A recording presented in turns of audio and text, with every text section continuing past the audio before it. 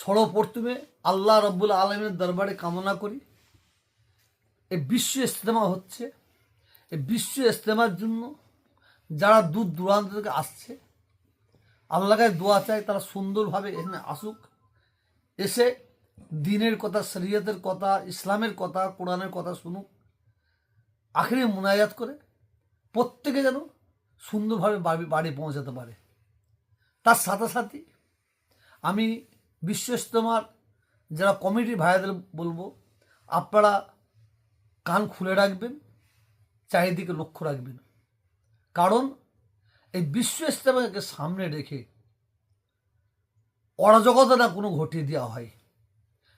গতকাল হুমায়ুন সাহেবকে যেভাবে ব্যবহার করা হয়েছে, গো ব্যাক করা হয়েছে, এটা খুব দুঃখজনক ঘটনা বলে আমি মনে করি। কারণ এই পশ্চিম বাংলায় কিছু এমএলএ আছে, সেই এমএলএরা তার এলাকায় মুসলমানদের প্রতি এত অত্যাচার করেছে, এত জুলুম করেছে, মুসলমানদের ধরে ধরে মিথ্যা কেস দিয়ে জেলে ভরেছে। তারা এই সবাই এসে লোক দিয়ে একটা অরাজকতা ঘটিয়ে দিয়ে বিজেপির দিকে আঙুল তুলতে পারে।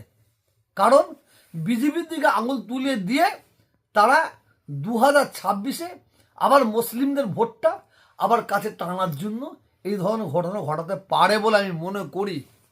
আমি তার জন্য প্রত্যেককে সতর্ক করছি। কারণ কিছু এমএলএ, আমি চ্যালেঞ্জ করে বলছি, কিছু এমএলএ আছে তারা মানে মুসলিম এলাকায় মুসলিমদের প্রতি এত অত্যাচার করেছে, এত জুলুম করেছে, মুসলিমদের ধরে ধরে এত কেস দিয়েছে, মুসলিমদের ঘর বাড়ি ভেঙেছে, মুসলিমদের মানে বঞ্চনা করেছে। তারা 2026-এ ভোট পাবে না, হয়তো মুসলিমরা তাদের ভোট দেবে না। সেই কারণে কিছু এমএলএ আছে তারা লোক দিয়ে এখানে একটা অরাজকতা করিয়ে দিয়ে বিজেপির দিকে আগুন তুলে দিয়ে তারা আবার মুসলিমদের একত্র করে মানে একাট্টা করে আর ভোটটা নেবার ফয়দা নিতে পারে বলে মনে করি। অতএব আমি প্রশাসনের কাছে অনুরোধ করব, চারিদিকে এই ধরনের ঘটনা না ঘটে। মানুষ বিভিন্ন জায়গা থেকে আসবে, অশান্তির হবার সম্ভাবনা আছে বলে আমি মনে করি। আল্লাহর কাছে দোয়া চাই যাতে শান্তিভাবে এই বিশ্ব ইজতেমাটা যেন পরিপূর্ণ হয়ে থাকে, হয়, দোয়া করি।